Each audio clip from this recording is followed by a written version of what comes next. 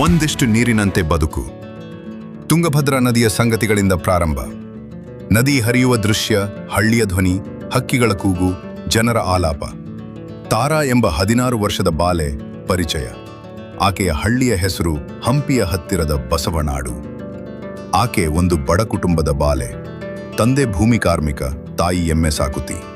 ತಾರಾ ಅತಿ ಉತ್ಸಾಹಿ, ಯಾವತ್ತೂ ಕನಸು ಕಂಡು ಬದುಕುತ್ತಿದ್ದಳು. ಶಾಲೆಗೆ ಸೈಕಲ್ ಓಡಿಸಿಕೊಂಡು ಹೋಗುತ್ತಿದ್ದಳು. ಆಕೆಯ ಕನಸು ದೊಡ್ಡವಳಾಗಿ ವಿಜ್ಞಾನಿಯಾಗಬೇಕು. ಆದರೆ ಹಳ್ಳಿಯಲ್ಲಿ ಹೆಣ್ಣು ಮಕ್ಕಳಿಗೆ ಅದನ್ನು ಕನಸು ಎಂದೇ ತೊಡೆಯಲಾಗುತ್ತಿತ್ತು. ಸಂಕಷ್ಟದ ಹಾದಿ, ಅವನಿಸಿಕೊಂಡ ಕನಸು. ಶಾಲಾ ಶಿಕ್ಷಣದಲ್ಲಿ ತಾರಾ ಉತ್ತಮ ಸಾಧನೆ, ಶಿಕ್ಷಕರು ಆಶ್ಚರ್ಯಪಡುವರು. ಆದರೆ ಮನೆಯ ಪರಿಸ್ಥಿತಿ ಕಠಿಣ. 3ನೇ ತರಗತಿಯ ಮಗುಸಿಗೆ ಅವಳು ಸಹಾಯ ಮಾಡಬೇಕು. ತಂದೆ ಬೇಗನೆ ಕುಸಿದು ಬಿದ್ದಿದ್ದು, ಆರ್ಥಿಕ ಹೊರೆ ತಾರಾ ಮೇಲಿದೆ. ತಾಯಿಗೆ ಸಹಾಯ ಮಾಡುತ್ತಾ ಶಾಲಾ ಓದು ಮುಂದುವರಿಸುತ್ತಿದ್ದಳು. ಹಲವರು ಓದು ತೊರೆಯು ಎಂದು ಒತ್ತಡ ಹೇರುತ್ತಾರೆ. ಈ ಭಾಗದಲ್ಲಿ ತಾರಾ ತನ್ನೊಳಗಿನ ಶಕ್ತಿಯನ್ನು ಸಂಗ್ರಹಿಸುತ್ತಾಳೆ. ನೆರೆದ ಬಟ್ಟೆಯೊಳಗೆ, ಇಳಿವಿಳಿದ ಮನಸ್ಸಿನೊಳಗೆ ಬೆಳೆಯುವ ಕನಸು, ಬೆಳದಿಂಗಳ ಕನಸು, ಪರೀಕ್ಷೆಗಳ ಹಾದಿ. ತಾರಾ ತನ್ನ ಮೊದಲ SSLC ಪರೀಕ್ಷೆಗೆ ಸಜ್ಜಾಗುತ್ತಾಳೆ. ಓದಿಗೆ ಸಮಯ ಸಿಗದು. ಸಂಜೆ ಹೊತ್ತಿನಲ್ಲಿ ಜ್ಯೋತಿಯ ಬೆಳಕಿನಲ್ಲಿ ಅಧ್ಯಯನ. ಥಟ್ಟನೆ ಬಂದ ಬೆರಳಿನ ಗಾಯ, ಬರೆಹಕ್ಕೆ ತೊಂದರೆ. ಸ್ನೇಹಿತೆ ಲಲಿತಾ ಸಹಾಯ ಮಾಡುತ್ತಾಳೆ.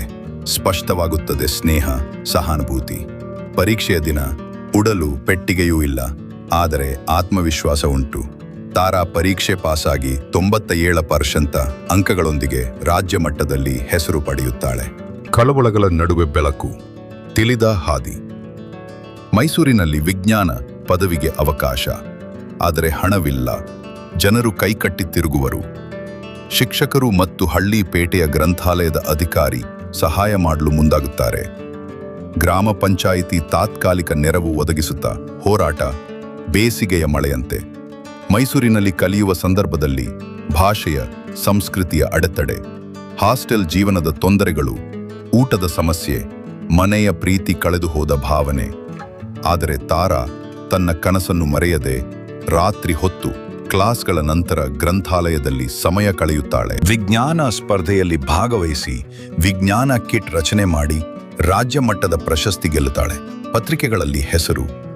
ಹಳ್ಳಿ ಜನ ಆಕೆಯ ಮೇಲೆ ಹೆಮ್ಮೆ ಪಡುವುದು. ತಿರುಗುಹಾದಿ, ತನ್ನ ಹಳ್ಳಿಗೆ ತರುಳುವ ಬೆಳಕು.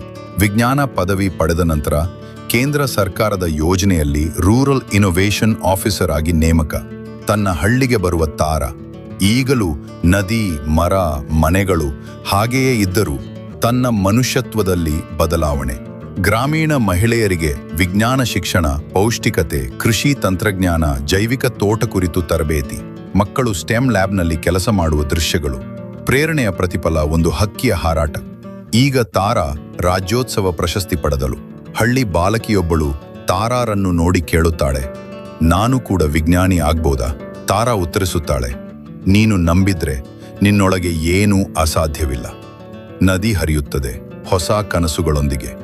ಸ್ಲೋ ಮೋಷನ್ನಲ್ಲಿ ತುಂಗಭದ್ರಾ ನದಿಗೆ ತಾರಾ ಕೈ ಮುರಿದು ನಮನ ಮಾಡುತ್ತಾಳೆ. ಬದುಕು ಒಂದು ಹಾದಿ, ನದಿಯಂತೆ ಹರಿಯಲಿ, ತೊರೆದರೆ ಸಾಗು, ನಿಲ್ಲದಿರು.